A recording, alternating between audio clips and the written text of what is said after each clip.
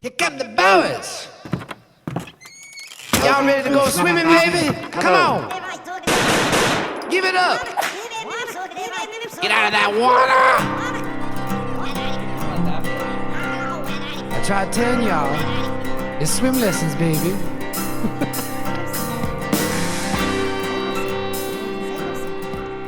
Good to see you. Welcome back to another episode of Swim Lessons. Thanks for coming today.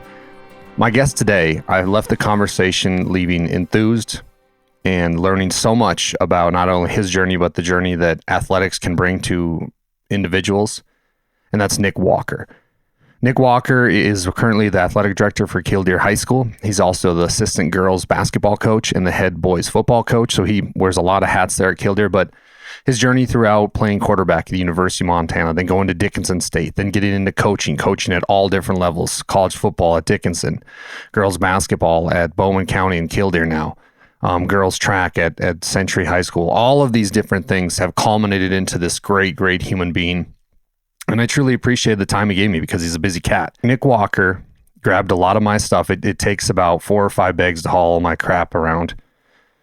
And he hauls it out all the way out to my car. And I just thought that was so symbolic of the kind of human being he is. I greatly appreciated his time and then the work ethic that he showed to help me haul out my stuff, haul it in. He was amazing. So those little things in life are what people remember about you. And I feel like Nick Walker's done that a few times to a few people. So really appreciated his time. I enjoyed our conversation. I think a lot of people will learn a lot from this one. But before we get to Nick, we got to talk about the people that made today possible. And the first one, Game Day Media, more than a game. Your leader in live video sports coverage in Northwest North Dakota. At Game Day Media, our goal is to expose, support, and promote the best athletes that North Dakota has to offer. Subscribe to our channel at Game Day Media ND on YouTube. Find us on Facebook at Game Day Media for schedules, quick links to games, stats, everything you need to know about that favorite student athlete of yours. And make sure you check out their Facebook page for upcoming events. They've got a lot of things coming up here in the near future, so check out Game Day Media. And then if you're ever in Williston, North Dakota, I got the restaurant you got to go to. It's called River's Edge Bar and Grill. They are known for offering the best happy hour in town, providing unbeatable deals in a lively atmosphere. Guests can also enjoy a variety of entertaining activities, including bingo, trivia, and the very popular Name That Tune. Come down to River's Edge for great drinks, great food, and great fun. Next up, I love this one, the Amazing and Wise Glasso Angus. They are a proud sponsor of Swim Lessons. They are your premier source for registered Black Angus cattle since 1973. Glasso Angus cattle showcase dominance, durability, and docility, and they're built to thrive on the northern plains. Check them out. That's Glasso, Glasoe, Angus.com. And last but not least, PSP Network. It's game day, baby. Promoting local student athletes for a very long time. They're gearing up just like Game Day for all these big tournaments. They're going to have the WDA Boys and Girls Tournament, a lot of regional tournaments. So check out PSP Network on YouTube and also PSP.network on websites around the world. So Nick Holberg and his crew do a great job. I'm going to be hopping on for some games with Game Day Media and PSP. So check them both out. And Nick Holberg, you can find him on social media and then YouTube at PSP Network. Make sure you subscribe and like. So that's our sponsors for today. Appreciate everybody tuning in. We're getting closer to 500 subscribers on YouTube, which is a big deal to me. But that's enough of that. Let's get to the great, amazing, and one of the coolest people you ever meet, Nick Walker. Coach Walker, thanks for doing this today. I greatly appreciate it. I appreciate you swinging down. This school that you have up here is like, I will say this, it's the nicest school, but it's kind of like its own little town outside of town. You know what I mean? It's beautiful here. Yeah, they did a really good job. This was the planning of this and everything was built before I got here, but they had a really good vision of what they wanted to build and they did it right. I want you to know before this interview, I've been growing out the beard just to try to kind of get close to your beard. How long have you been growing that thing out? This is about, long like this, about 8 years. 8 years. But I get a trim every now and then. Do you ever put any gel or anything in it? A little bit. A little bit. Well, for big games. For big games, yeah. You got to look. You got to look sharp. Let's talk a little bit about this past football year. Very close to where you guys want to be in the state championship wise.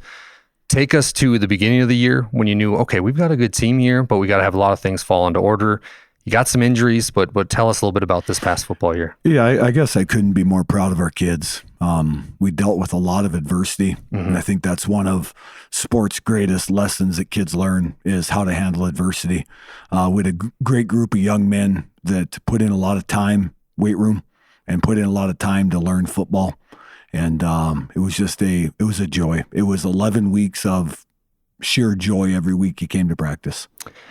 One thing when I was doing a little research on you, you're from Plentywood, Montana. I'm from Crosby, very close.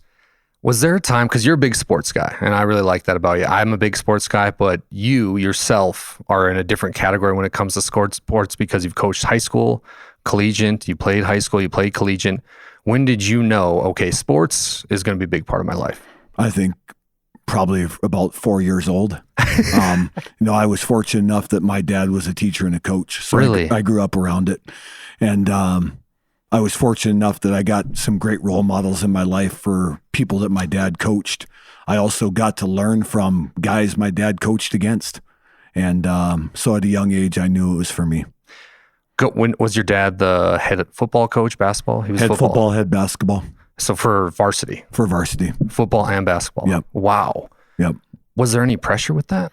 I never felt any, yeah. But I think it's all about how you handle it, and we talked a lot of basketball and football at home, but not at the point where we were talking about specific things. It was just, we were a sports family, and that's what we were. Going into your senior year, because you were quarterback, right? Mm-hmm. When you start getting letters and college-wise, and that kind of starts the ball rolling, maybe it was your junior year, I'm not sure. Did your dad have any insight that said, Nick, here's what you should look at, here's what you should do, or kind of take us through that? Because that's something I find really, really inspiring and really good to learn about, because I kind of went into college football blind.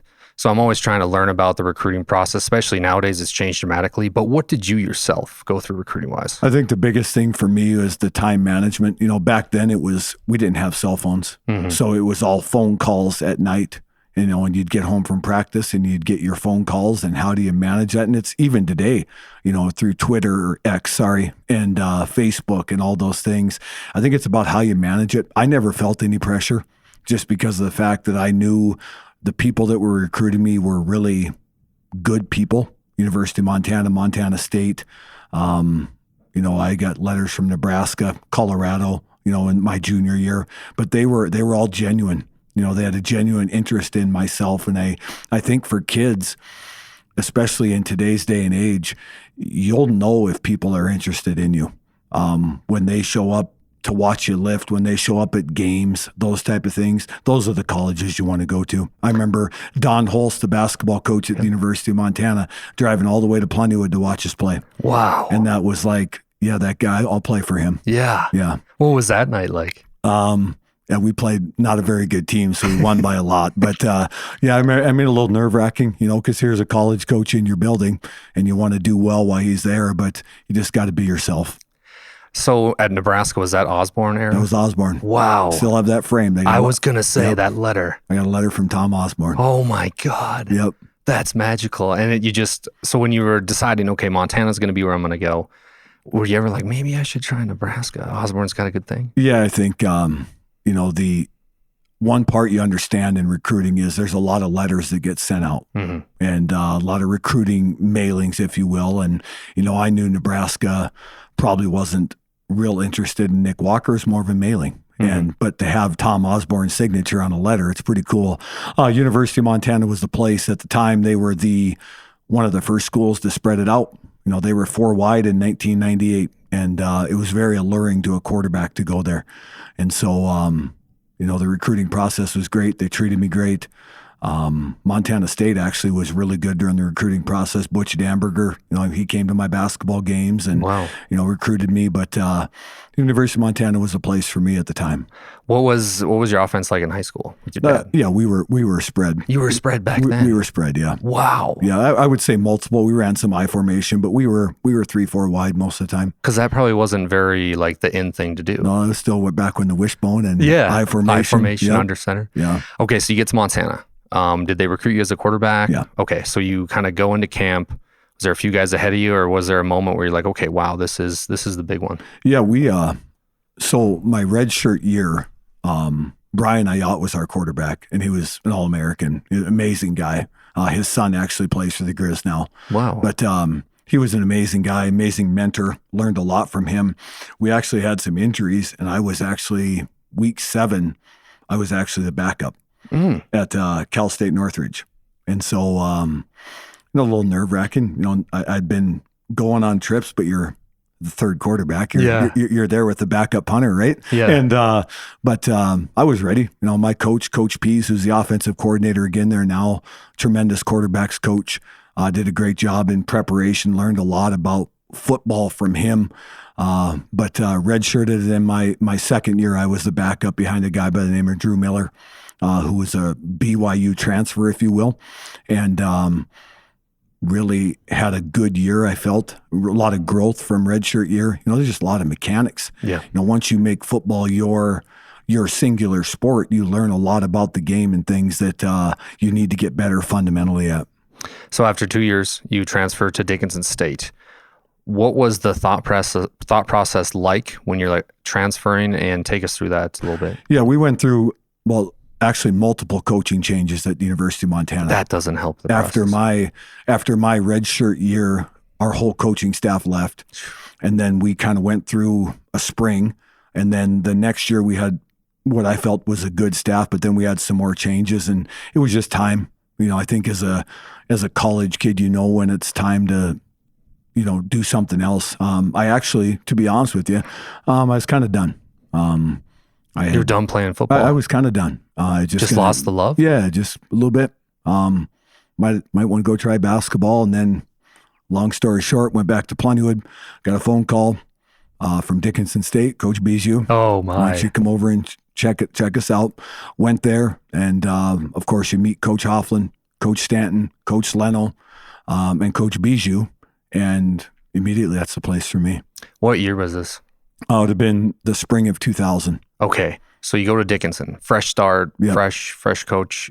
How does it feel to get the love back into your life kind of with football? Because you told me at 4 years old, you liked it, you loved it, and then you kind of lose it, and then you get it back. So I think one of the biggest things is football is the ultimate team sport. Mm-hmm. I think we would all agree with that. And building the relationships I built at Dickinson State made me, and how I was accepted. At the time, there was a lot of Montana State and University of Montana players coming to Dickinson State. Oh, wow. And then we also had the Canadian connection, if you will, that came down as well. But being with coaches, and I'll always remember it, Coach Stanton, Coach Bijou, Coach Hofflin, Coach Leno, when you're around men like that, it's tough not to love things. Yeah. And I think anyone that's played for Dickinson State would sit in an interview and say the same thing. So you learn from those four guys. Well, I would hope that if someone was doing an interview on me, they'd say the same things I would have to say about those four men.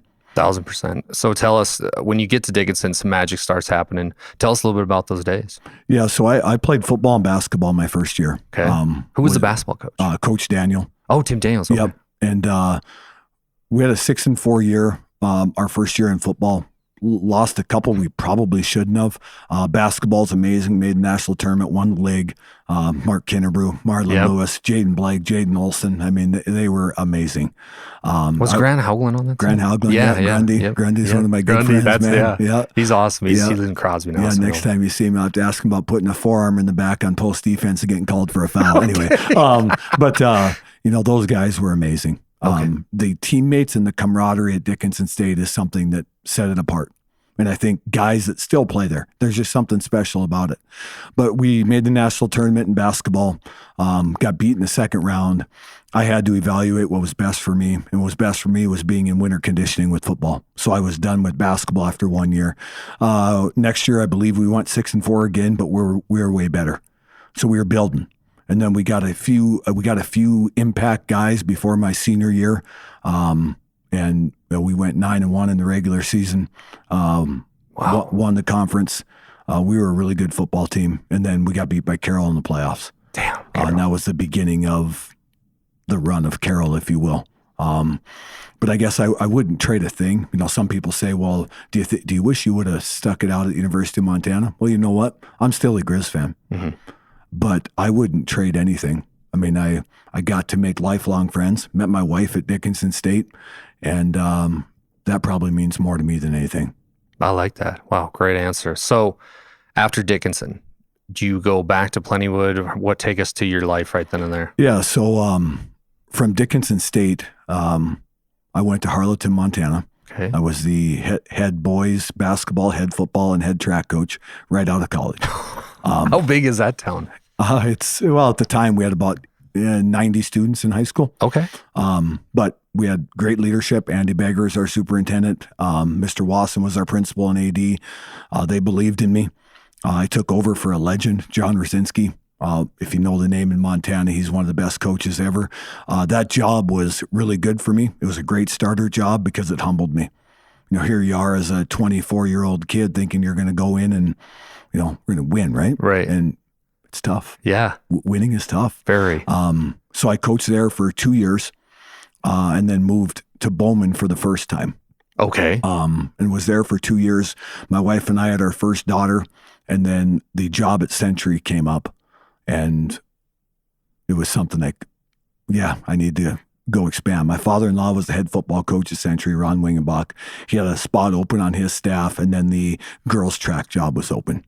So you talked about something there that I want to talk to you about. I just became a dad. Mm-hmm. What was it like for you, though, when you first got to meet your daughter and you're like, I'm a dad now? Yeah, I think it's a crazy feeling. I think it's surreal. Yeah, I mean, you think to yourself, what did I do before this? Yeah, because in coaching, you love every kid you coach, but then you have your own kids, and it's like, how can you let? And then you have one, and you love that one, and then you have another one, and it's like, how do I have the love for both of them before? I just you don't know. It's surreal.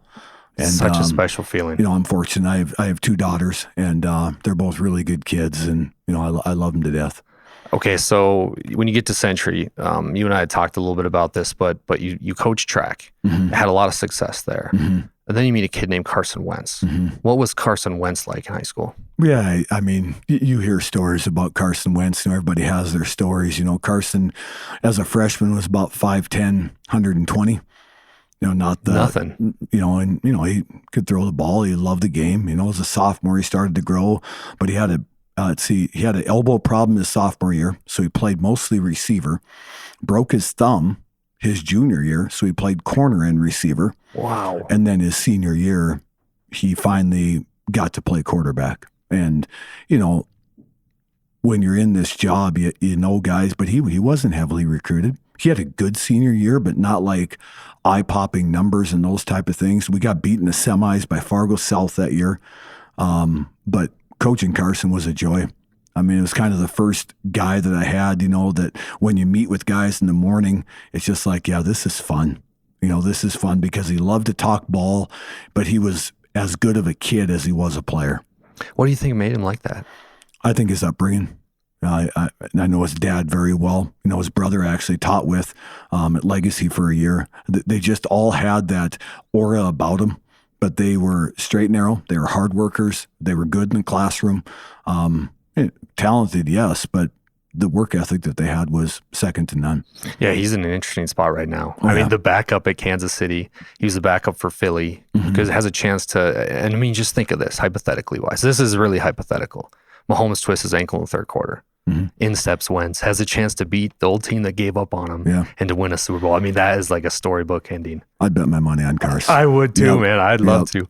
Okay, so after you go to Century, take us now to the next spot. Is that when you go to Dickinson? That's when I went to Dickinson. So this is the part of your coaching carousel that I get to see firsthand because I had left Dickinson, and then you see the Blue Hawks and Coach Stan and all you guys start to kind of snowball effect into greatness. And there's this OC quarterback coach named Coach Walker, and he's doing all these great things. I'm like, oh, Coach Walker. So I looked into you a little bit.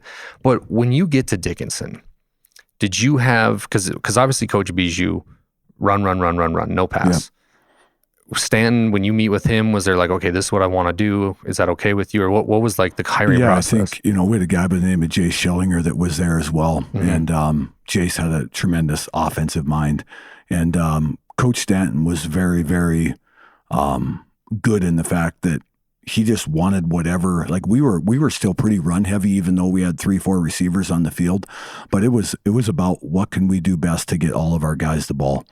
And when you think about it, Coach Bijou was a lot the same. It was just there was a lot more guys in the box, and football evolved. And now everybody just counts the box. Well, but we had my first year there, I bet we ran the ball 65% of the time. Really? Some of it was quarterback run. Some of it was planned run by tailback, if you will. But, it was a lot of spread to run still. When you're the quarterback coach, doesn't matter, Dickinson, wherever, what's something, because I find this very interesting in today's day and age, you see so many videos of all these quarterback drills, and some of them are very weird, like grab this cone, throw it up in the air, count to 10, then throw the football. Yeah. What are your thoughts? Because you were a very good quarterback coach, and what's some things that you tried to instill in your players, quarterback-wise, to make them great? I think number one, to all the quarterbacks that I've coached, I've been very fortunate to have really good kids that wanted to perfect their craft, whether it's Century, Legacy, Dickinson State, Bowman, and now Killdeer. I think the couple things is the cerebral part of the game. My schedule for a high school quarterback now, Monday we light throw, but then Tuesday's a double day. So we practice in the morning and then film after school or walk through. Wednesday's a double day. It's film in the morning, practice after school. So the cerebral part of the game is real to me. And then the next piece of it is the rhythm of a passing game. Are you throwing on one? Are you throwing on two? And what after two? And the footwork and the progressions are something that we spend a lot of time on. I'm not a huge 7-on-7 guy. I'm more so individual drill and team drill. Blitz pickup, knowing where your protection is. So the cerebral and then rhythm passing. What are some of those one-on-one drills that you do with quarterbacks? So I do a ton of just straight. We spend a ton of time on drops. 0-step drops, 1-step drops, 3-step drops. I think this year in Killdeer, we were 100% out of the gun. So really? the game's changed, right? Yeah. At Dickinson State, we were a little bit under center, so you had to practice your under center drops. We were sprinting out, and then we were also in the gun. So we spend a ton of time on drops. I also spend a ton of time on different throws. So how am I throwing a hitch as opposed to a corner? How am I throwing a seam ball as opposed to a fade? And so we spend a lot of time, Tuesday mornings is all individual. There's no team.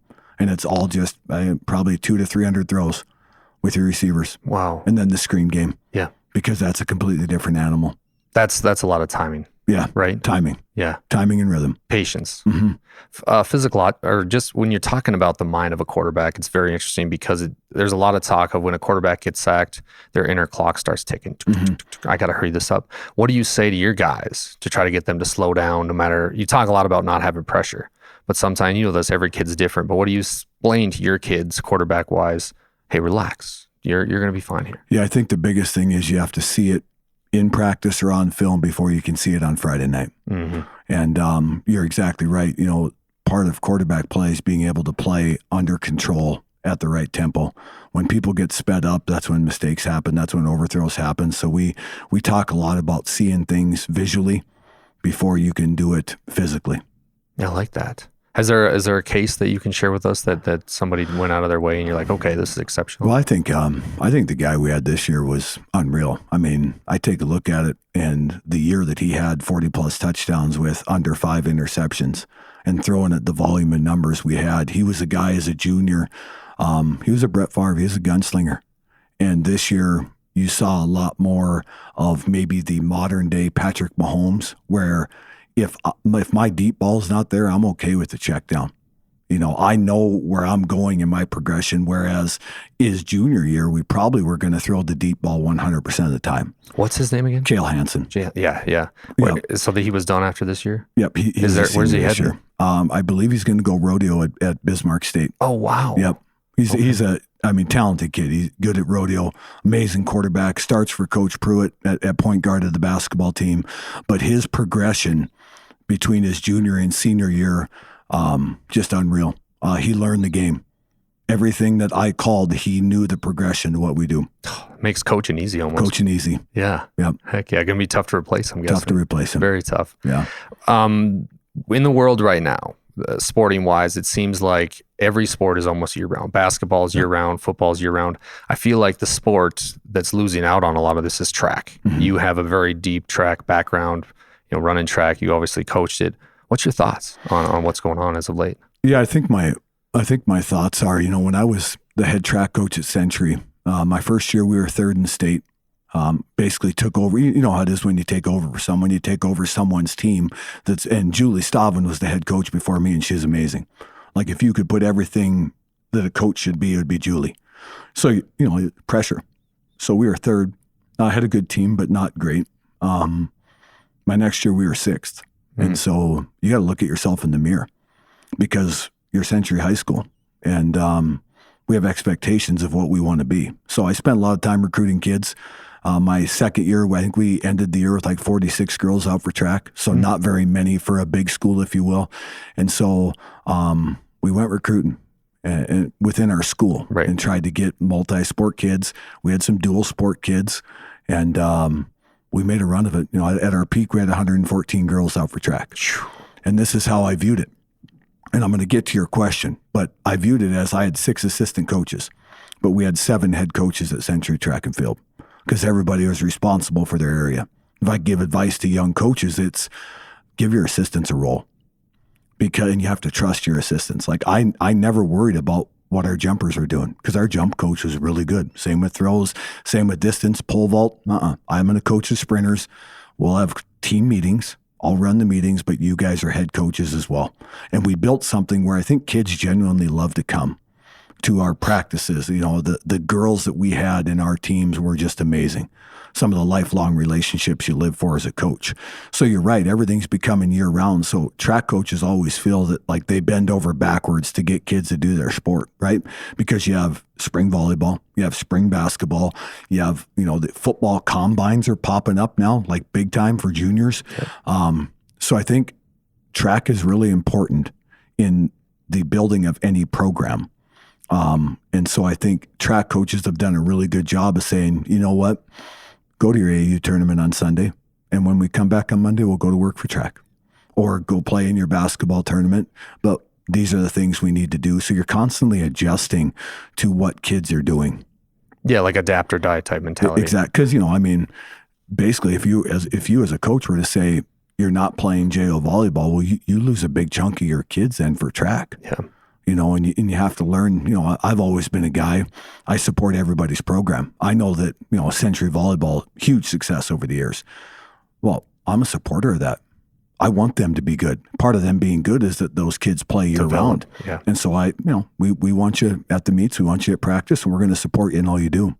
I like that. That's a good idea. And it's always good, too, to keep developing athletes. I know, especially in like Divide County, where I'm from, it's a big skill excel program track is. Exactly. It's a big part of their ability to kind of grow into their bodies and become stronger faster. The plyometrics, the weightlifting you get, it's really good for them. When you were at Bowman, another very fascinating thing was the girls program that you were a part of there. Great run. Have you found a difference? Because it's astonishing to me because you coach this boys football team here at Killdeer, but then you can also very versatile in coaching girls basketball. 2 very different things. What's something that you do and you say to yourself when you're coaching girls basketball rather than obviously coaching football? What's like the difference you find? I think if you'd asked me this 15 years ago, I'd probably have a different answer. But I think over the years of being involved in both girls and boys sports, I think I coach every kid the same. You might give a few more hugs at a girls' basketball practice, but I'm a guy that believes that, there's this thing called tough love in sports, and girls can handle what boys can handle. And I think every kid that's played for me knows they're loved. They also know they're going to be pushed, but the development of kids is what we're all after. I want a kid to come in as a freshman. Sure, I want to make you a better basketball or better football player, but I want to see what type of human you are when you leave the program. And some of that, that tough love mentality that we all hear about, I think when done correctly, that's when you see the ultimate results.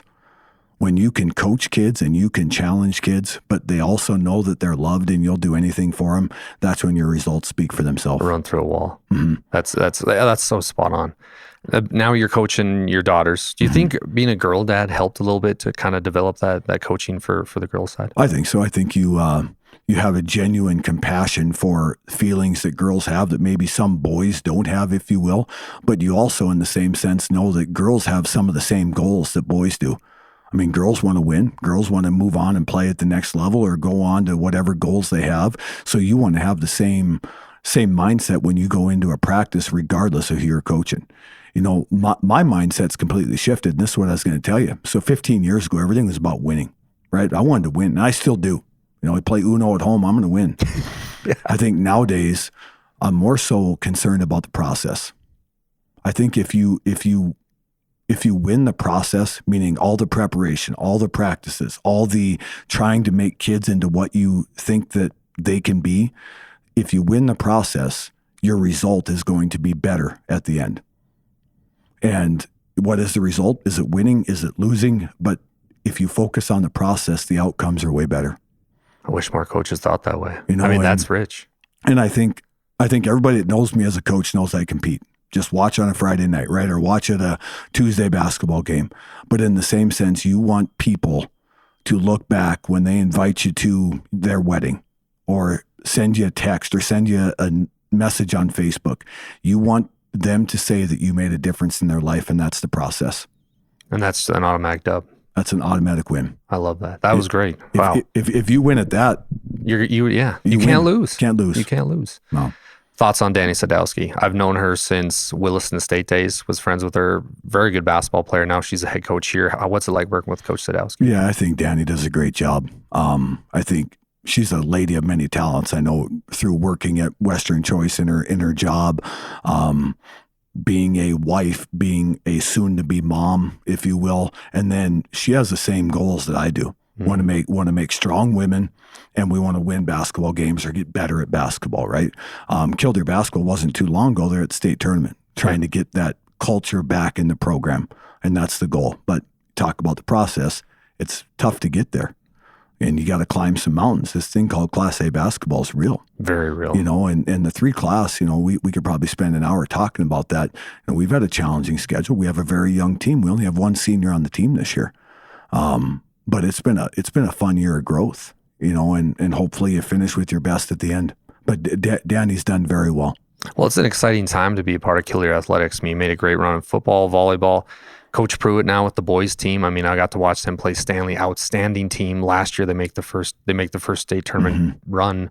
What was it, 60? 70 years. Yeah. What's it like to have a guy like Coach Pruitt on staff and his way of coaching the boys team? Well, I think, I've coached against Coach Pruitt for a long time. We had some good wars. I knew what he was bringing to the table. I think anytime you can have a guy of his caliber, but also cares about kids, I think your culture in your sports program builds.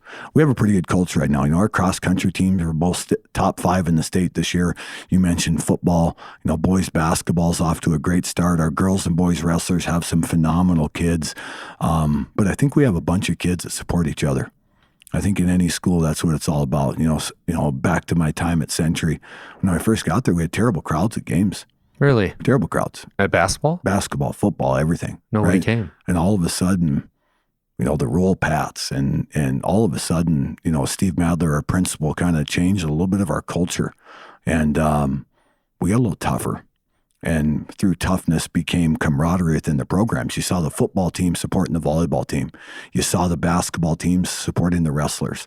And all of a sudden, you got a school that's like, this is fun. You had pep rallies and you got 1,200 kids in the school, in the gym at a pep rally. It's pretty fun. And I think that's what is happening here to a certain extent is I think our kids genuinely support each other. And I think they genuinely want the best for everybody's program. Created a lot of momentum. Yeah. Yep. A lot of momentum. I know you said we could talk for an hour on it, but I really want to say this because the 3-class system in North Dakota, first time adapted. We're a little bit behind in the times. We're one of the first states with the shot clock, but with the 3-class system, we're a little behind. There's now 6-man football, a handful of teams, the AA, A, and B, very big part. But it brings us to an interesting point because now Killdeer has a very tough road, and you would be probably in the Class B area, so you would have maybe an easier road. What's your thoughts on the 3-class system and kind of how they have adapted and ran with it so far? Yeah, I think the 2-year trial's there's been some ups and downs. You see some lopsided scores, but you did before in Class B as well. I think the biggest thing is when they make adjustments. High School Activity Association, they're going to have to look at what's best for programs. We can go by enrollment, but sometimes you have to look at the balance of power, if you will. We all know how good the East is right now. Yeah. I'm speaking specifically in Class A. And you just got to make sure that we're not killing programs. The numbers game is a big deal. You don't see many C basketball teams anymore. we're fortunate enough we have C here in Kildare, but there's not a lot of games for them. And I just, my recommendation to kids is stick with it. This is a 2-year trial. What's the next 2 years going to look like? I don't know. But after 4 years, they'll have a pretty good handle on it. And just stick with it regardless of what classification you are and make the most of it. It's kind of an exciting time. Yeah, I love the play-ins. The play-in games It's changed everything. Yep, it's changed everything now. It's because Montana was doing that, right? Montana's done it for years. And it was a challenge game there, right? Challenge game, yeah. But that is so awesome Yeah. because then it's just a day of playing challenge games, like in Newtown last year. That was exciting. Being a guy that's played in, got beaten regional semifinals before, and then you got to get your kids up to play in a 3rd and 4th place game. Yeah. Kids know. They're just playing a game. There's nothing at the end of that tunnel. Now that 3rd place game at regional it's a doozy. Yeah, the hope gets extended. Yeah, there's still that carrot out there. Yeah. Yeah. No, I think that's the best thing about it. One thing I hate though is the way the state tournament has been set up. So like last year, one of the games of the year, Bowman versus West Hope, was at like 3 p.m. on a Friday. Yep. And I just wish there was a way maybe, and I get it, weekends are packed, towns are different. I wish there was a way that we could figure it out so that's like a primetime Friday night game because that was outstanding. That was outstanding. Yep. And I mean, it was so back and forth. A lot of people were at work. A lot of people couldn't watch. Yep. I mean, the people missed out, but the kids missed out on playing a primetime game with the whole state watching. Yeah, I wish there was a way. I don't disagree with you there. I hope there's a way to figure it out in the future, but too. I digress. So now with the girls team, obviously create momentum, boys team, what's the future here at Kildare look like? Yeah, I think our participation numbers are good all the way down to elementary sports that we have. So I think we have some kids that really enjoy sports. Now it's about keeping your culture, putting the time in the off season. That's such a big deal, as you know. I mean, if you want successful programs, you got to be able to put in the time when no one's watching, and that's a challenge for every school. It is how do you maximize your ability to create better athletes from June 1 to August 1. And we've got, we have some guys that put in a lot of time in the summer, girls and guys. We have some coaches that put in a lot of times, 5:30 a.m. to 8 o'clock p.m., and trying to give kids opportunities to build themselves to what they want to be. If you're listening to this and you're a coach that probably doesn't have the most bought-in kids or the most kids that want to kind of excel, but there's something there, what would you tell them? What's something you would start with? Yeah, I would say, as always, I think if you're going to ask kids to come in or you're going to ask kids to do something, you got to be a model yourself. You have to put in the time with them, and we're all busy. I'm not saying that you shouldn't be with your family. That's not what I'm saying. I'm saying that if you're going to ask kids to come in, be there for them. Be there in the gym with them. Put in the grind with them. Those 6 a.m. summer lifting sessions are some of my favorite because it's the real deal. You're building something. Yep. And then you got the 6 p.m. lifting session where some of those kids have been at work for 12 hours. Yeah, they're out on the ranch. 95 degrees outside and you're running the hills. Let's go. Right? Let's start. Yeah. Let's go. Heck yeah. All right, Coach, believe it or not, we've been at this for 35 minutes, but everything, a question I ask every one of my guests is Swim Lessons is a podcast about overcoming tough times. What's something that you say to yourself? Because not every day is a great day. There's some days where you're in a dark room trying to fight through, the chips are against you. What do you say to yourself that you'd be willing to share with us to get through those tough times? I think when I go through tough times in my life, I use self-reflection. Why am I doing this? Right? And I go back, and I've already told you, 2000, I was done.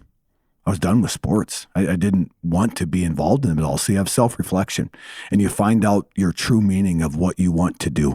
You try to help kids, right? You have kids that, I don't know if I'm going to do this, or I don't know if I'm going to do that. Self-reflection. Get to a spot where you can talk to yourself or you can think about it and find out what your true value is. Because my true value, or what I want my true value to be, is I just want to make a difference in kids' lives. If I win a game, great. If I lose, okay. But I want to make a difference. And so every time that I have tough days, I reflect on, why do I do this? I love it. Great answer. Well, give us a quick plug for people to follow Kildare Athletics and where they can find you guys. Yeah. So I first of all want to thank you for all you're doing. Oh, well, thanks, Coach. This is We follow your podcast. My teaching buddy and I watch all of them. Oh, thank you. I just think your mission and what you do is tremendous. Killdeer Athletics, all of our games are streamed on NFHS at home. Our website's updated daily. But I think if I could say something to the people, if you want to get involved in Killdeer Athletics, I think we've brought back a little bit of the toughness, but we're also here to make sure that our sports programs and our activities are at the top for sportsmanship. We want to win classy. We want to lose classy, but we want to compete. Mm-hmm. And so we want to do things the right way. And if you want to get into watching things done the right way, I hope people know that we're a program that tries to teach values. And we're trying to instill that in our kids. Do we succeed 100% of the time? No, we fail. Probably fail a lot. Yeah. But we get right back up and we try again the next day. Well, you're well on your way. Speaking of well on your way, we talked about this, but I really wanted to get your thoughts. WDA boys, very, very crazy. You've coached at Century. What are your thoughts on that? How's it? I think the State B and WDA is like some of the best tournaments the state has to offer. Yeah. But what's your thoughts on the WDA? I think the WDA tournament is like it's like a holiday for me. It's so fun. It's so fun. I think the WDA boys this year is outstanding. And some of these guys are coaching mentors for myself. Dean Winchesky. Dean hired me. That was my second coaching job. Greg Grinsteiner at Trinity hired me at Trinity. And then Coach Winchesky, I coached under him. Jeez. So I learned under Coach Winchesky. Also, Darren Mattern was on his staff when he took over the program at Century. Darren Mattern was on Winchesky's staff? Nope. I was on. I was on Darren's staff his first year at Century, and he took over the program. I view those two guys in high regard because I learned so much from both of them, and both their programs speak for themselves. But you take a look at it. There's probably 6 teams that on any given night can win in that tournament this year. And I don't watch near as much as I want to out of the big schools, if you will. But the level of basketball that is played at that tournament, and you get to Saturday and you have the play-in games. The play-in games are where it's at. Yeah. I mean, in Dickinson, they beat Minot. Century beat Minot, but Minot's a very talented team. And then don't forget about Bismarck High. Yeah. They just had a big win against Century, and then Mandan's good. I mean, yeah. And can we give a plug to Hudson Sheldon? Yeah. I mean, he's great. I think we need to talk about this kid as one of the best athletes, maybe all time in the state. Who can say they're a high jump champ, all-state basketball, all-state baseball, and all-state football? That's an unreal kid, man. Very. Where's he going to go? He's going to Mary to play football and baseball, I believe I saw last week. Really? Yeah. That's a big hit for Shan Schillinger. Yeah, that's a big get right there. I mean, yeah. But Mandan, he shined out last year at the WDA, but it's a very insane thing. And there's so much pressure on some of these guys because Minot, this is kind of their year to win it. Yep. Century's got this young team that with the jumper Kennebrew kid, they're good. But Willie's, I went to one of Bismarck High's games, and I'm really good friends with Wilhelm, very good. And second possession of the game, his assistant gets out this football card and starts yelling out subs. Second possession, 5 in, 5 out, 5 in, 5 out. It's insane. Yeah, do you know what? And I agree. I'm a big fan of Coach Wilhelm, and I'm probably a bigger fan now that he took a chance on something. 1,000%. He felt it was best for his program. His kids believe in it. He believes in it. His staff believes in it, and he took a chance. Something that's not really ever been done in North Dakota before, and look at the success he's had with it. Good for him. Well, and then he was taking over for Coach Miller, who's all-time coach, big shoes to fill. And he comes in and he's like, no, we're going to do this. It's totally out of the box. But I'm so much looking forward to that. And it's going to be, it's one of those tournaments where it's kind of up for grabs. It is. You don't know who's going to win. Yeah, and the coaching and the way kids play at that tournament's unreal.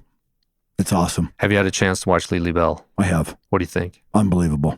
She, I remember Lily, my daughter played traveling ball against Lily when 3rd or 4th grade. So you're trying to follow kids, and there's a kid, the amount of time she's put in at her game, the level that she plays at, the way she's able to make her teammates better around her. That's a first class kid right there. I wonder where she'll go. I don't know. It's going to be exciting. It's going to be very exciting. And I love how, I mean, last year they lost one of their better players in the Fricky girl. Yep. And now she has to step up. Same thing happens this year. She has to step up again. And the leadership she's shown I agree. is phenomenal. I think she has that big heart. You can tell she's competitive, but you can tell that those girls look to her for her leadership. And it's, anytime you have that alpha, whether it's a male or female athlete, where you just know that kid is who drives that team, that's fun to watch.